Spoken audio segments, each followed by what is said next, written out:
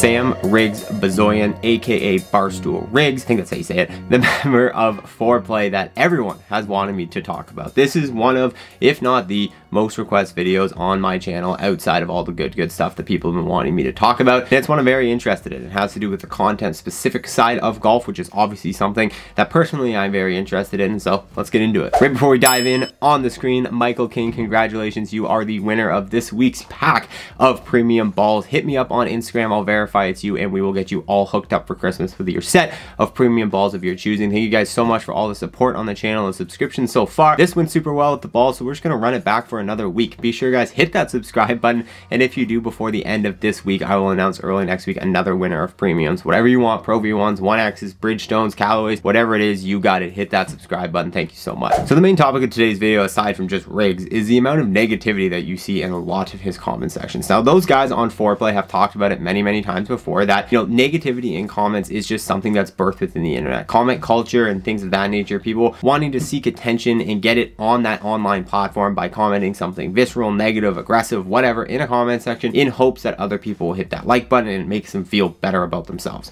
And this is all very true. That is comment culture on some part. Every single creator on the platform, on any social platform, if you look in their comment sections, if they're big enough, there will be the odd bit of negativity. No matter how much support there is for a creator and their content, there's always going to be negativity. That's just part of the internet. And that comes down to a bunch of different factors, but today I'm going to specify those factors to why I think Riggs receives a disproportionate amount of that hate. And why I say it's disproportionate, if you look at his content that's kind of on, you know, his personal channel, like his own Instagram, and there are photos of him with other guys or whatever, it's not that bad. However, when you look at what I think most people are seeing, which is the comments on a lot of the golf videos that they post on their YouTube channel, like their travel series, etc., as well as all the videos with Riggs swinging a club on Foreplay's channel in both the Daily Nines and the Riggs Versus, there is an extremely disproportionate amount of negative comments. Now, why is that? A couple different things I think point towards this. The first and easiest one is, just to get it out of the way, is that people obviously are insanely jealous of Riggs. There's a big portion of the internet and people who are in these comment sections that see a guy who is no better at golf than they am, maybe worse, claims to be better, maybe they think he's claiming a number that he isn't, we're going to get into that in a second, but they see a guy who's maybe as good as them at golf on the internet, but obviously no pro, obviously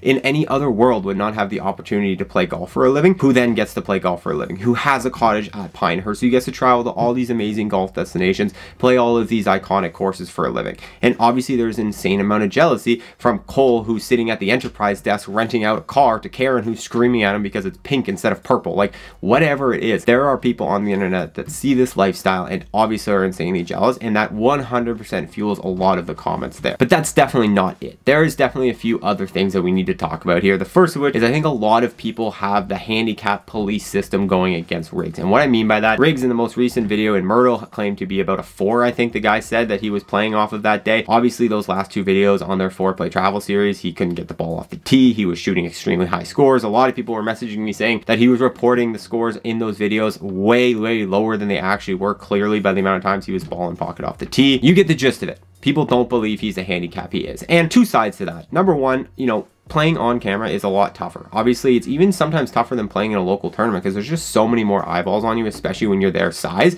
So if you have one mistake, the amount of compound that goes on in your head and being like, oh crap, everyone's going to see that. Oh, don't make that mistake again. People are going to see it. People are going to judge me. And you get those negative thought loops. And as a golfer, you know negative thought spirals are the worst thing you can possibly have in order to help your game improve if you're in a bit of a rut. So obviously playing on camera adds pressure. But you do see most of the guys playing pretty within their handicaps, all for the most part except Riggs on camera. It's been a long time. He's been playing on camera for a long time, and you can definitely make a fair argument that he should have gotten used to the camera by now and at least been able to shoot within those single digits, like maybe once on camera, which to my knowledge, I don't really think in any of the Foreplay travel series he's gotten in the 70s of like true ball in hole golf. Now again, do I think people should care about this? I mean, I think the vast majority of people obviously don't. And what I mean by that is, although the comments skew very negative, obviously they have hundreds of thousands of people that listen to their podcast every week. They get hundreds of thousands of views on their videos. They obviously have people who buy their merch and support the brand. There's a reason why they're one of the biggest podcasts and brands in golf. People obviously like them. Most people don't care. Now, don't get it twisted. This is not me defending the fact that, you know, if Riggs is claiming handicap, that he isn't, that's an okay thing. It's not. Golf is a sport of integrity. Golf is a sport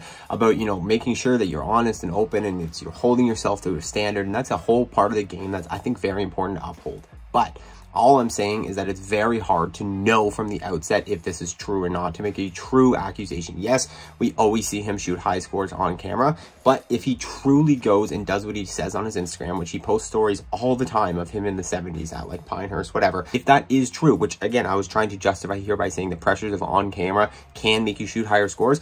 If he truly does, then maybe it's not an inaccurate handicap. Maybe it is true. If he truly shoots 80% of his rounds closer to that, you know, 70 low 80s range versus what we see on camera. That is, I think, where a lot of the negative comments come from when it comes to watching him swing a golf club. The second point is there is a bit of an authenticity issue I think that people could make an argument towards as well. And what I mean by that, these guys are built from a company, right? They're obviously under the reins of Barstool Sports, and they have people above them, you know, either giving them brand opportunities and telling them how many deliverables they need to hit a month or setting up things for them. Like, they are for sure have a huge hand in deciding what they do, but there are also a lot of things that are probably a little bit out of their control. And what happens when that gets into play, and you kind of see this with creators who try to grow too big too fast, is you run into a bit of authenticity issue with your content. Meaning, in this specific example, a lot of the videos you see the negativity towards rigs on are the ones that I feel are a bit of like forced content. Daily nines and the rigs versus or foreplay versus, those are essentially just spots for ads. And I mean that in like, I'm not trying to talk down on them, whatever, they create amazing content, I'm a big fan of foreplay, but like those specific videos, like people always comment on them, they are essentially placeholders for ads. In my opinion, they have ad deliverables that are needed to be met by these big companies, that because they only put out 1, maybe 2 videos a week, like long form true YouTube videos, they don't have enough spots in their content to meet the ad deliverables. So therefore they put these things up, which is essentially